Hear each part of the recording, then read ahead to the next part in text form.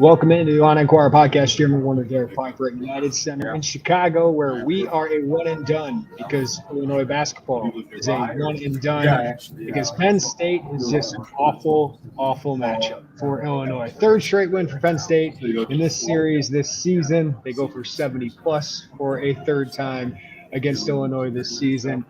As Penn State downs Illinois 79-76. Derek Piper will dive into Illinois in March. 1-2 so far, not built for March so far, and a terrible, terrible matchup. So first thoughts for Derek Piper on yet another loss from Penn State.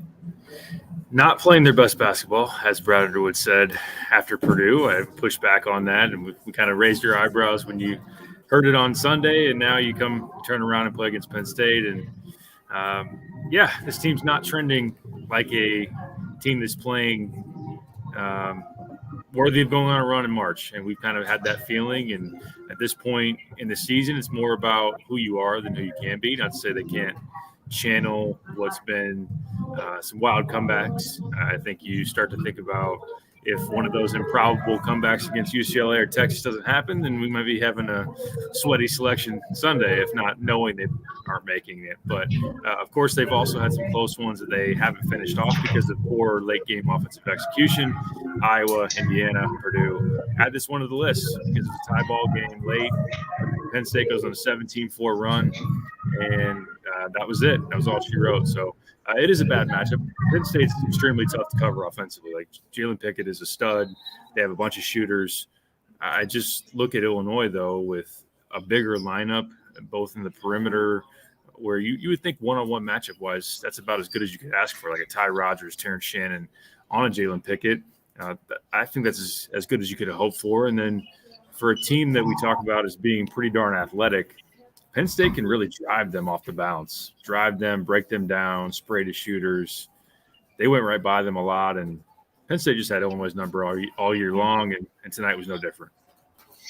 Yeah, we're thinking this team could be built for March. Like we did, right, at certain points this season because they're longer, they're more athletic, they have some dudes that can go off every once in a while.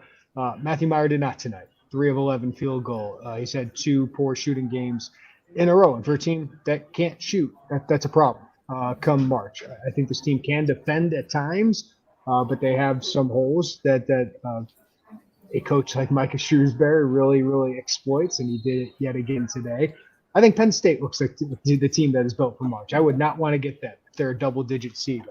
I think Penn State probably hopes they're a 10 seed at this point because it's a team I think every Illinois fan will probably have in the Sweet 16 as an upset based on what we've seen, but they have shooting. They have a star guard in Jalen Pickett. And Derek, I thought Illinois had some good, we can criticize Brad Underwood, we will at some point here. But going into your post, I thought that was really smart because that's when you can exploit them. Dane Danger got a lot of looks at the basket, didn't make enough of them. Coleman Hawkins was phenomenal tonight. He really took advantage of that.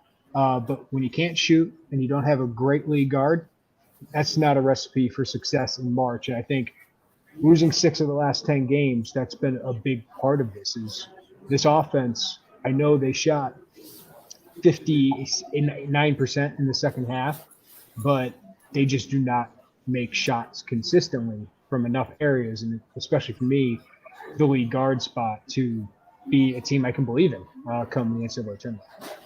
Yeah, that's a great point. I think that in this game was the best that Illinois did at exploiting Penn State's lack of size down low. And they, like you said, I mean, Dane just started 1 for his first 6, but they're feeding him at the rim. He was just missing some shots there that were contested, but ones that he should make, and had a really poor first half. I wondered how Brad would approach that. I think it's pretty clear that Brad's going to continue to roll with Danger. I thought that this would be a game that made a lot of sense to go away from Dane in the starting lineup. He didn't. Then he struggled in the first half, went back to him in the second. That did pay off because Dane really got going there. Coleman was more aggressive and assertive than I've seen him all year, or probably really ever, as far as his back downs and his ability to score through contact in the paint. And he was huge. He was able to power Illinois' offense for a while on a night when Meyer didn't have it going. Shannon, I thought, would get to the rim a little bit more. And on the note of the late game execution, it's just not having your star guys be able to take over enough, have Meyer be way too reliant on pull up jumpers, and then Shannon at times just kind of is a little too quiet. And yeah, that's the lead guard spot for guys that can make other people better. Shannon's not a pure point guard, even though he's had the ball put in his hands a lot this season. When you don't have that playmaker to break things down, and then also like you watch Penn State's offense, and so much is like dictated by what Shrewsbury dials up. They run a ton of sets. Illinois has not all year for the most part, run very many sets. They try to rely on their flow offense. They're playing the spread tonight, and things just bogged down for them offensively in the half court. They didn't have a counter. They couldn't get the looks they wanted. And again, it does, I think, come back to a point guard, which in March we see it all the time, a veteran point guard that can elevate not only his team but himself in key moments, and Illinois doesn't have that. Yeah, and that's a Brad problem, right? One of our big concerns about what could hold this talented team back is not only inexperience and all these new pieces, but there's the lack of a veteran guard. Now, you couldn't predict Sky Clark would be gone after 2 months, but you could predict, and you can't predict the Jaden Epps concussion, right? But you could predict that Sincere Harris wasn't a point guard. You could predict that Jaden Epps really wasn't a point guard. He's more of a scoring guard, kind of guy you want off your bench. And that Terrence Shannon was not a point guard. He really wasn't a high usage guard, right? So that's a roster construction issue. But obviously, Derek, you see a roster of Penn State, even though it's undersized, that offense is a work of art. And the way Shrewsbury dials it up, you can see a difference. Like I was on the score this morning, and they were asking about how Brad Underwood, has evolved as a coach. I said he's a pretty good coach. He's proven that. 4 straight years of the NCAA Tournament, 4 straight years of 20 wins, 4 straight years of having the most wins in the Big Ten, right? Or Big Ten wins over the last 4 years. But Shrewsbury is an elite X's and O's drawn up coach, and he has shown that in 3 games against Illinois. Yeah, and it helps with their roster construction because they've really been able to double down on knowing they don't have a lot of size. So what are you going to do to be different? You're going to play small ball. You're going to have a bunch of shooters. Then you're going to get kind of this unorthodox, old-school point guard who's going to play some quote-unquote booty ball, as Browder would like to call it, on the back-down game, but also someone that, in the pick and roll is really good and from 3. And Shrews just they do a great job of running shooters off of screens. They have a lot of deception in that you think they're trying to run something, and then like a screener is going to then come off of an action where you're like, okay, this guy's setting a screen for someone on the corner, and instead the guy who looks like he's screening is coming up on a pin down for like an elevator screen. Like Funk got open looks on that time and time again, and it's hard to guard. But man, Illinois could use an Andrew Funk too. They could use a knockdown shooter open. Well, yeah, I mean, not only as you look in the portal, but kind of big picture, a guy like a Cole Serta, if he could be an Andrew Funk, if he could be a Peyton Sanford, if he could be a Sean McNeil, you could take one of those guys. You could probably use a couple of those guys because Illinois chalk up another game where Illinois shot below 30% from 3, just really limited from beyond the arc. And that clearly hurts you when you can, as a defense, bog down in the paint. I just think, though, that is something to point to because I wrote about it earlier in the week. While slow starts have probably been the most talked about issue for this team, and for good reason, the late game stuff for Illinois has really been concerning. I don't think they have a big identity as far as what they want to do offensively late, or at least in terms of effectively being able to run it. And it's on Brad to be able to dial up some plays to get his guys good looks. I thought Shrews did that throughout the night, and I don't think that's been there for Illinois. Of course, it's easier when you have a point guard to run that through, but that is worthy of kind of analyzing. I asked Brad about it after the game, and I don't know. He said they had to be better, but he was more concerned about his defense. Which was interesting. Dimitri McCamey, with a little fire, said, I quote tweeted Brad, the line I Brad Underwood on NCAA Tournament, this team can go as long and as far as we want to be. Listen, I think a coach has to say those things because his team pays attention to these things. But Dimitri said, not with the effort they showed tonight, not with that weak-ass offense. Very upsetting watching no ball handler or somebody create a shot. I think he hits on both these things that we're talking about, Derek. The lack of somebody like a Dimitri McCamey who can create a shot. Dimitri had a little picket to his game, maybe not as I don't even want to say. I mean, Dimitri was unbelievable. As a distributor, led the Big Ten in assists 1 year, really good scorer. had some Pickett to his game. They could use a player like that. And also that I think you're right. Like just the lack of structure in the offense late in games, Derek, because you see what Penn State's running and it's so structured. And then you see what Illinois is running and it's like, what are they? Yeah. Oh, they went into the year without any structure. They went in with this 5-out offense that was all about read and react. And again, I understand if you're playing with guys that have a bunch of skill, and of course they anticipated they have a lot more shot making, but you did rely on guys that weren't pure point guards. Even when Jaden Epps is in that mix, even Sky Clark, when healthy, is more of a scoring guard than maybe a facilitating point. At least that's kind of how he was profiled coming up. But there was a big risk in leaning heavily on him because of the ACL and what he was coming off of, and had missed a lot of time. And while they ultimately felt like they got him to a point of being healthy enough, obviously he struggled and then ended up leaving the program. So that hurt them. Decisions on whether to go after or really go all in on getting like a Courtney Ramey. They didn't want to upset one of those freshmen. Again, like Arizona was pretty serious about him. That's not to say they would have got him, but that went through the decision-making process of how do we navigate keeping guys happy and at the same time trying to address the point guard.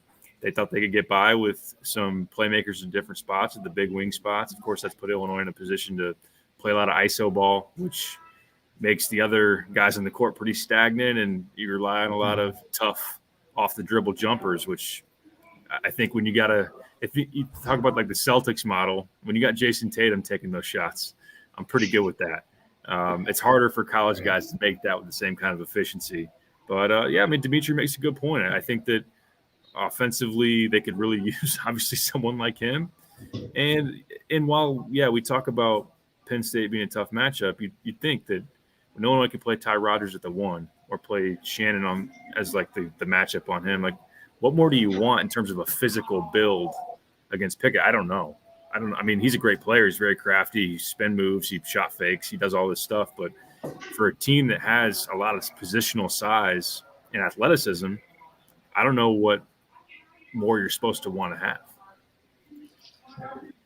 All right. I think this game was determined in the first half, Derek, as we kind of hindsight this. Dane Danger got so many good looks at the rim. Started 1 for 6 in the game. Like I love their approach. They got the ball inside. Brother wanted to get the ball inside more. It's not a 3-point shooting team or a good one. They like to shoot threes, but not a very good one.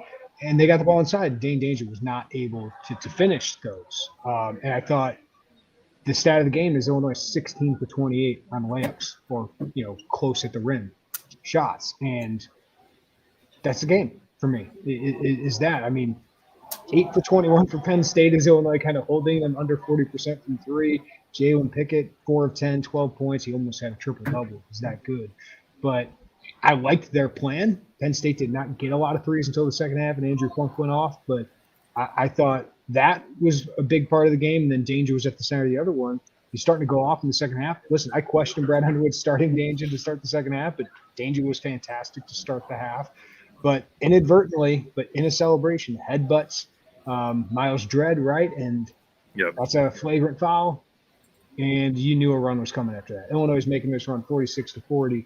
And then all of a sudden, Danger's making free throws. You're like, oh, Illinois is turning. I'm starting to think about my lead for Illinois winning a game, Derek, for my quick hits. But you knew once Funk hit his 2 free throws, that's the start of a run because it's so predictable in college. When something like that happens, Penn State goes on a 7-0 run. It's a different game. Fantastic game after that until Illinois just couldn't score at that 8-win mark. Yeah, that was really unfortunate where it obviously was inadvertent and something that Dane had no idea that Dredd was there and no ill intent, obviously. But I understand calling the tech, watching the replay on Twitter. I totally get it. I don't think you're judging the tech by intent at that point. It's just hard contact to the head, and you wish – it was just unfortunate. But, yeah, as far as Illinois' game plan against Pickett, I was wondering if they could get the ball out of his hands, make – some other guys beat you without, leaving Funk, without leaving Lundy. Lundy played really well. I thought while Pickett struggled to get going there in that first half and didn't force the issue too much, but it just wasn't there for him. Lundy carried them. Lundy was awesome. Winter, too. Winter, yeah, good point. Winter, who had been huge for them in the last 5 games. Lundy's probably one of the more underrated guys in the Big Ten. Like, he's on paper had super efficient year, second in the Big Ten in three-point shooting. He's just physical and athletic. But in the second half, I thought Illinois did a pretty good job of doubling Pickett, or at least showing 2 at him, and then recovering for the most part pretty well. But they made some errors in that when they, Ty Rodgers one time helped from the short side corner, kicked it out, and Lundy hits a 3, or you get caught in rotation and one extra pass, and Funk gets that 3-2. And I mean, they're 8-2 against Big Ten teams, and Funk hits at least 4 threes. He hits 5 tonight, and the rest is history.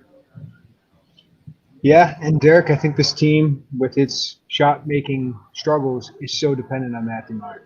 They're so dependent. In the last 2 games, Matthew Myers now 1 for 15 from 3. They can't win games. They can't win a game next week if Matthew Myers is not going to make some threes and be efficient. Kudos to him, got on the glass early, but they are so reliant on him to make shots, him to make some tough shots. And again, that's why it's tough to buy in. And anything else from this particular game, Derek, that you want to hit on before we dive into what we think about this team going into the NCAA tournament? It was good that Jaden was able to get it back on the court. Obviously didn't show a whole lot. He airballed his 3. I think defensively they tried to get him – as soon as he was on the court, they tried to get him in switches to guard Pickett. So this has always been a tough matchup for – you go back to December and, Pickett torch Sky and Jaden. So the fact that, what we heard about Jaden's injury and how scary of a situation it was, the fact that he's able to suit up and at least get back into a game bodes well for Illinois going into tournament time. You feel good for Jaden, at least the opportunity to play this out. But I think that's important, and hopefully get him feeling fully healthy before the tournament. And they need it. They need him back in that lineup going downhill. And while he's not that spread around dime guys up type of guy, he's another scoring option that can help you in spurts at the very least. Yeah, even if it's not like what Cameron Winter's doing right now, it could be what Kanye Clary did for Penn State with a couple of his drives to the basket. The other thing I want to mention is I think Coleman Hawkins is in the best stretch of his career right now, the last few games. And I thought it was really good defensively today, but just aggressive offensively, the willingness to post up. I know it's a matchup he's not going to get very often against Jalen Pickett, a guy who's 6'4", 6'3", compared to his 6'10", 6'11". But his aggressiveness offensively is something I like to see, because I think he's got that in his game, and I think this team needs it. I think he can be better inside the arc scoring, and he certainly was today. Yeah, for sure. And when he has had even some matchups against guys that aren't as big as him, he's maybe not been as assertive inside the paint. And even when he's got, he's 6'11", he's got a long wingspan, he's a good athlete. I've liked whenever I've seen him be aggressive around the basket. And he took advantage of Penn State playing small ball, and, their bigs were in foul trouble, and that was great. And defensively, coming off what he did against Edey, some moments against Dickinson, obviously, late in the regulation to really challenge that final shot, which could have beat Illinois. But Coleman is, if he can, and I don't think he's not forcing the 3 right now. So I don't have an issue with that. If that's not part of his game, it's something that he's trusting terribly much, I'm fine with it. I think that, Coleman's trending in a good direction, and they'll need him. They'll need him going into the tournament, because even just 10 to 12 points out of him is really key for a team that can really struggle scoring. One other note, I think, as you look at it, for Illinois to get out-rebounded, and they gave up 10 offensive rebounds on a night when Penn State shot better than 50% from 3, that's tough. How many of those were Lundy? Felt like he had so many put-back buckets. He had 3 of them. Felt like all of those turned into points. Yeah. Because if he missed one or somebody else missed one, it feels like he was always there for the offensive rebound. So I thought he was fantastic on the glass. 2 of them. 2 of them were for big buckets. They had some big ones there where Illinois felt like they did good in transition, but just couldn't get the board. So, that was a big point. So. All right, Derek. NCAA tournament is next week. So I heard. Like people are that excited about it around here. Yeah, why would you believe? They've lost 6 of 10. They haven't won a quad one game since Texas Yep. in December. This It's does 3 not months look ago. like this does not look like an NCAA tournament team, really, since then, right? I mean, they don't have the resume since those games of an NCAA tournament team. If they lose, as you said, one of those UCLA or Texas games, are they on the bubble? Like, I think we'd be having the bubble conversation at this point. So those are doing a lot of heavy lifting, and that's why you're going in this tournament not feeling great. Like, it's closer to a one and done than potential to get to the second weekend. But there's always the enticing thing of, well, if Meyer and Shannon play well in the same game, we haven't seen that very much. No, we haven't. I thought they played pretty decent against Michigan, and if you can get kind of that version of Illinois, that team can be a tough out. But then again, Michigan's Second playing half them Purdue. Yeah. Michigan's playing in the NIT for a reason. Yeah, second half Purdue. That's been second half Northwestern. That's been the enticing part of it. But even just we haven't seen a full 40 minutes out of Illinois in a long time. This is another game they trailed at halftime. I know they didn't trail by double digits, but it's like the fifth in the last 8 that they've been down at half. It's just if they have slow starts, they can't shoot the three. They have lead guard issues. Defensively, they're not the type of team that we thought maybe going back to January into February. At least the analytics say that they haven't been dominant at that end. And I wrote about it, what Bart Torvik has on the efficiency numbers. Like since February 1st, Illinois been like 80th in the country overall. And you look at offensively in the 80s, defensively actually worse than offense. I know you face some good offensive teams like Indiana, like Purdue, Penn State, obviously. But, yeah, this does not look like a team that is going to make some noise. Can they do it? We've seen enough of a sample size, but it's been a long time. It's been a long time since UCLA. It's been a long time since Texas. They didn't come away with a win that really resonates a whole lot in the Big Ten play. I think if Michigan State makes a little bit of noise here, that'll elevate to a quad one. But I get it why you don't have a whole lot of excitement, but it's the tournament. Anything can happen, and I know that people are probably tired of hearing about it, and there's no logic behind this, but wouldn't it be funny if this is the year where there's zero expectation that they pop up and make that Sweet 16? But I'm not bullish at all. I've been trending that way the last couple of weeks, and after tonight, I'm even more on that side. No, I'm with you. No one can come on here with a straight face and say, yeah, I'm still buying this team. Like, it is a Sweet 16. Now, I'm not going to come out here and say it absolutely cannot happen. I'm not going to do that. I'm not going to come out there and say that because it gets clipped up and whatever they go on the Sweet 16. But no, like, you don't have faith, and you shouldn't have faith based on what we've seen. They're capable of putting stretches together during a game that look like they could do it, but it's not consistent. And that's what Brett Underwood said. We have to try and find consistency. Trying to find consistency on March 9th. That's not a really, really good sign. I'm nervous to go through these comments. We'll get through it together. We can do this. Okay. All right. We will take some of your comments. We'll see how long we do this because I feel like it's going to be pretty heated. Fett says the lack of leadership and a consistent point guard is the greatest flaw of this team. Most frustrating team in the last 15 years because of the talent level. I don't disagree with that. I've mentioned leadership over and over again with this team, and I think point guard has something to do with that. I think Shannon and Hawkins have some things they like to do, or they have these little flashes of leadership. I think Ty Rodgers eventually is going to be a great leader, but he's a freshman. So Luke Goody is a leader, but he's a role player, right? So it's hard for those guys to be leaders at this point. Yeah, this is going to be has been a very interesting case study of when you try to find your most proven veteran guys in the portal and you don't have as much continuity coming back. Some of that was not necessarily controllable when you just felt fortunate to get another year out of Trent Frazier, another year out of DeMonte, another year out of Kofi, who was thinking about going to the draft. And when those guys Pod'd leave, still be here, Trent Frazier would have come from. Oh boy, we got to get our pods. I had to get the pods. I had to get the pods referencing. Man, I don't know. I don't know what he would be doing, but yeah, like we've talked all about it with the point guard play. It was a gamble going in. We talked about it throughout the summer. It was like the number one thing that came up for us was You did a three concerns. I think it was the number one concern. It was the gamble with the young point guards and knowing the issues with Sky, and it's been something that's played out. I don't necessarily know that it's been Illinois'.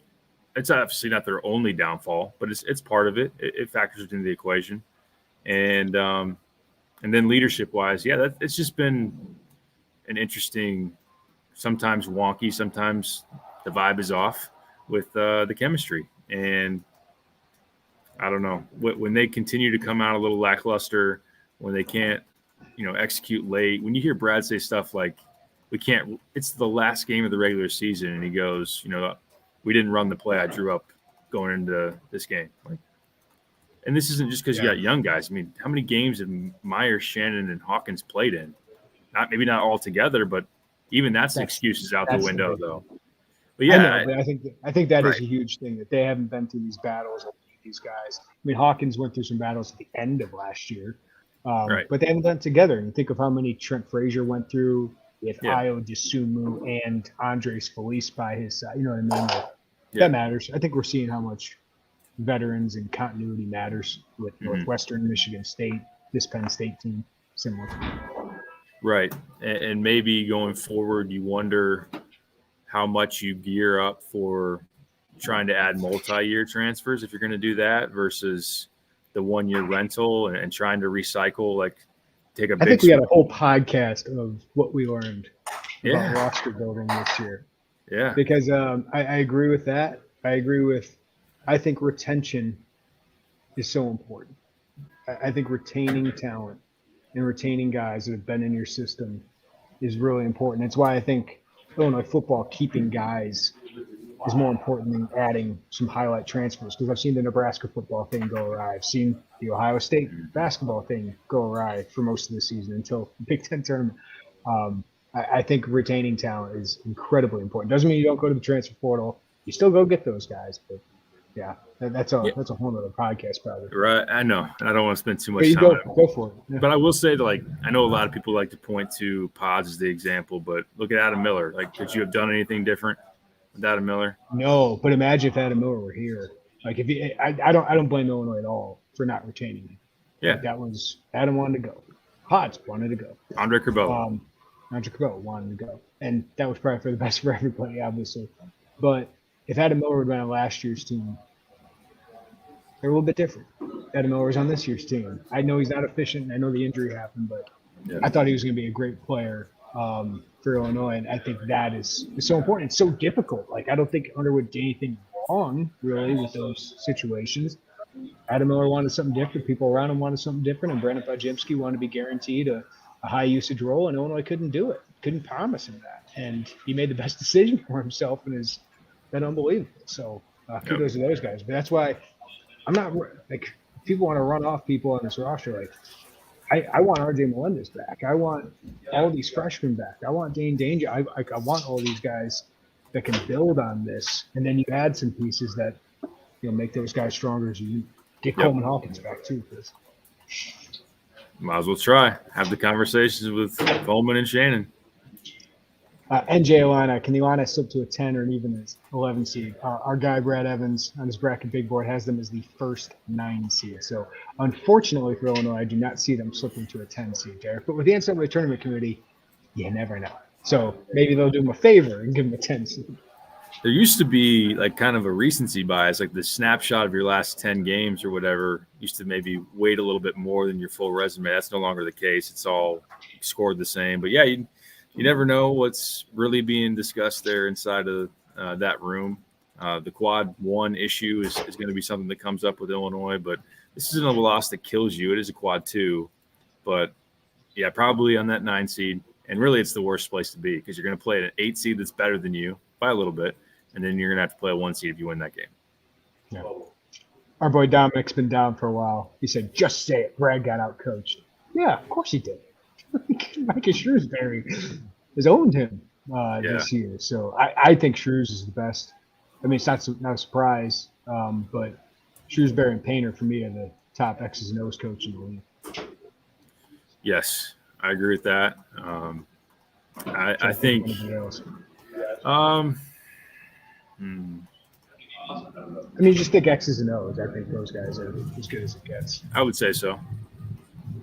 Fran's teams are pretty good offensively. I don't know that it's necessarily just it's different with this Penn State team because they're same with Purdue, and that's the coaching tree that Shrewsbury comes from. It's very half court oriented. It's a lot of sets, and it's they run some really good actions, and it's very much a look to the sideline, and sometimes you put the onus on the point guard to call the play, but they run really good stuff. Illinois is more of kind of that motion flow and hasn't worked enough. They have not been a very effective offensive team. Late in game, it hasn't worked, and I think that Brad has to take some ownership for that. I think that the game plan, as far as let's exploit them more inside this game, let's great. Send some extra help at Pickett. Those really they worked, but I wasn't all that panicked, Eric, in the first half because I thought the idea of what they were doing was working. Penn State was taking tough twos for the most part, and Illinois got close twos. They just weren't making them. Like, you got to make those shots. So if this is the rag on Brad Underwood, I thought that was a great game plan that was not executed very well by the players. Now, I think there's some recruiting things that showed up today. And there's late game stuff, as you mentioned. But I'm not going to make this a Brad Underwood who's not a good coach. Brad Underwood's a very good coach. He has shown that. I do think Shrewsbury, offensively, I should say, is a phenomenal X's and O's coach because what they draw up it's hard to beat, man. When you got a guy like Jalen Pickett that can sprayed all those shooters. I know Brad kind of bemoaned booty ball. And Shrewsbury brought up a good point. They did it to us, too. Coleman Hawkins and Tane Danger were doing booty ball. We just did it with a point guard. So it's, I guess, Illinois has been playing booty ball with Kofi for 3 years, man. I mean, what do you do with it? How do you defend it? Yeah. Zach Edey does it. Yeah, right. All right. Let's see. Somebody said the Underwood post games, Matthew said, are getting on my nerves. Derek, that's what happens when you lose. And he has to try and explain losses. That's what happens. You get tired of press conferences. Yeah, and he's got to try to keep the vibes high. Did he fully believe that they were playing their best basketball after Purdue? Probably not. Who's he talking to, Dave? You know who he's talking to? His players. I think he wants to plant the seed. He's tried to build them up. Look, Brad has had a very tough job of trying to psychoanalyze this team and try to approach them from different ways. I mean, look at the first time they played Purdue and you did the fart noise and you call them out. And then he's had to, try to build them up and maybe even say some things that he didn't necessarily believe, but he was trying to will into existence with some sticking confident with RJ and handling Matt the way he has. There's been a lot there for Brad to deal with. I don't necessarily know. I mean, that's what coaches do. There's coach speak for a reason. They don't necessarily mean everything they say up there. Sometimes, we get frustrated because we don't get the answers that we wanted or necessarily think that they're really answering your question. But that is what it is. Yeah. William Starn, somewhere Sunday night, a coach of the number 1 seed is going to desperately start fearing Illinois, according to Illini media. Oh, I love what the lashing out of the media begins. Right. Listen, of the 9 seeds, West Virginia, Auburn, Memphis, Illinois I wouldn't love. But Arkansas is an 8 seed. They're really talented. Iowa can light it up offensively. Listen, all those 8 and 9 seeds are at a disadvantage against 1 seeds. So. Yeah, I think that it's fair to look at Illinois and say they've beaten teams of the number 1 seed caliber. So maybe and threatened against Purdue. Matt Painter threw a nice little compliment saying, when they get it going, they're as good as anybody in the country. Are they really actually? I don't know. For those couple minutes. Yeah, right. No, we haven't even been sitting here and saying a 1 seed shaking in their boots. It's just that Illinois has the upside when they're playing their best basketball to give them some issues, and they've beaten teams like Texas and UCLA that are in a category that is of that caliber. Now, again, we've said it tonight, and it's not the first time. It's been a long time since we beat Texas and UCLA. Just if you looked at the snapshot of the last 10 games and you do the eye test of Illinois out here tonight, no, this team doesn't look like they're they're going anywhere beyond the first weekend, and they'll have to prove people wrong. Ross said, "I can't keep raining, fellas. The loss is really festering with me." I mean, they're going to the tournament. Listen, it's not a team I think people are going to like. I don't think it's a team, Derek, unless they make a Sweet 16 run and surprise all of us here and make us forget about all the frustration. That's what this whole season was about. If they go one and done, I think people are going to be – this will be a really frustrating – go down as a really frustrating team. If they get to the Sweet 16, everyone's like, oh, I love that team, right? I love that weekend. That was really cool. But it's just hard to buy into this. So, yeah, I think – if this is the frustrating team of Brad Underwood's era, then, hey, that's not the worst thing in the world. But the wonder is what happens after it. And I don't want to get too far into that, but that's the unknown. I think that's why people are a little nervous is, if this was a whatever, rebuild year, but you lose some of your best players. You could lose 3 of your best players, and you never know with the transfer portal. So that's why I think there's probably a little bit more nervousness than there would in a quote-unquote down, frustrating year. Yeah, this offseason was a transition year, and you tried to reload instead of rebuild, put some talent together. It took a long time to – well, really early it looked like it wasn't going to take as long to really mesh and come together. We saw the highs early and then some roller coaster-like performance the rest of the way. And I fully thought that down the stretch of this, I didn't think early Illinois would have the marquee arrival moments that they had, and I thought late that they would be far more cohesive, steady, and having more identity. And we have seen some growth from some young guys. I think that's something that fans can be encouraged by as they go big picture on it. But thinking that you're going to lose your top players in Meyer, likely Shannon, good chance Hawkins.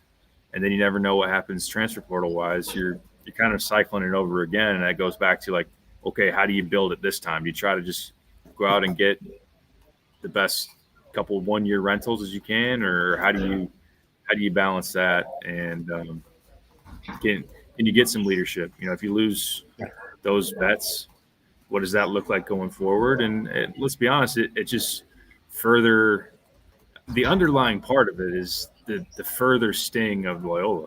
Like, that's it. Because you had it all. It was all there. You're peaking at the right time. That's the entire pressure of this season of last season. Last season we got the Big Ten championship. Felt so good. I told people, enjoy this. This is huge. But then you go almost lose the first round, lose the second round, and that made more pressure on this season than there probably should have been. But until Illinois gets that taste of success, I understand it. It's natural. Yep. And as far as Brad, also like the narrative of we're built for March, and I know people are laughing at that now, and I get it. Like, but as far as I don't think it's any kind of like unique. He was, going galaxy brain of, long athletic players are going to be the key for us. We haven't had that here recently, but I think as far as the roster build is also something that's going to be interesting because shooting has been a huge downfall for this team. You need more shooting to have an effective offense to play against the Penn State or just be more consistent offensively. And that's the something 2023 class. The 2023 class does not address it. Doesn't have it, no. And 24 to this point, which just has Merez, doesn't either. So I don't know. We got a big pod coming up. There's a lot to discuss. There always is. Jameson, I think Brad is fine, guys. You can't overreact to losing close games. Close games are inherently lucky. I'll say this. I think Brad Underwood's a pretty dang good coach. I think he's proven that. Losing close games can be some luck there, but I think you hit it. There's skill to winning close games, too. The trend is too clear for this team where it's at Iowa. It's tied with 2.5 to go. They don't make a shot the rest of the way. It's Indiana. They're up 2, minute and a half. Get outscored 6-1. It's Purdue. It's tied.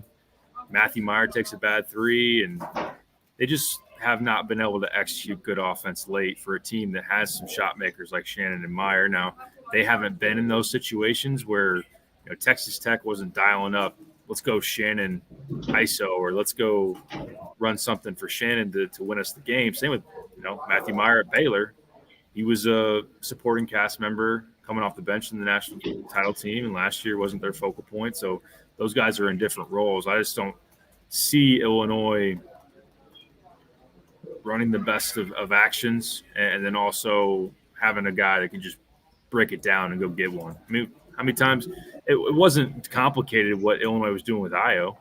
Just put him in a ball screen, let him make a read, let him go make a play. The dude was clutch. If you played to the drive, you hit the pull up, if you sat tight on him, you go by you. And same last year, Trent hit some tough pull up threes and in clutch moments. Kofi was tough to stop, even when you knew it was coming. This team has a hard time executing down the stretch, and I think that's beyond luck. I think that's just the trend of what this team is. Toby, how many zero sugar orange drinks? Sunkist. This is number 4. So one night here, got my fill there, 4 deep. I got to drive home though, so need to get a couple waters. Don't want to be overserved. I've been going with the diet Dr. Peppers. Joey and I have been here. It's like one of the worst diet. Yeah. My number 1 would be Diet Mountain Dew. The diets. I like the zeros. I prefer the zero sugar Dr. Pepper, zero sugar Coke. I'm usually heavy on the Diet Coke. I set the personal record. I think I drank a 6-pack in Maryland. That was a 9 p.m. local tip. Did you get caffeine poisoning? No, I don't think so. I did get out of bed the next morning and go watch Imani Hansberry. But, I'm just happy to be able to drink some soda while I watch basketball. Purdue is like, no soda out of the media room. Katie Court is a sacred place. You only drink water out there. Yeah. Here you just got to pour it into a cup because you can't have any logos out there for any of the Big Ten tournament sponsors. Yeah, they take their pocket knives out. Like, hey, can I see your water real quick? And they cut the label off. Weird stuff. Man, speaking of Diet Coke, Bruce Weber loves Diet Coke. St. Dominic. Bruce Weber doesn't look so bad now. Illinois basketball has been terrible since he left. What are we doing? Okay. Dominic's been going off the deep end for a while about this team. But, go back, look at that track record. You're going to miss the tournament every other year. The arrow from 05 just down. And love Bruce person. Even McCamey. Talk about roster building. Oh, yeah.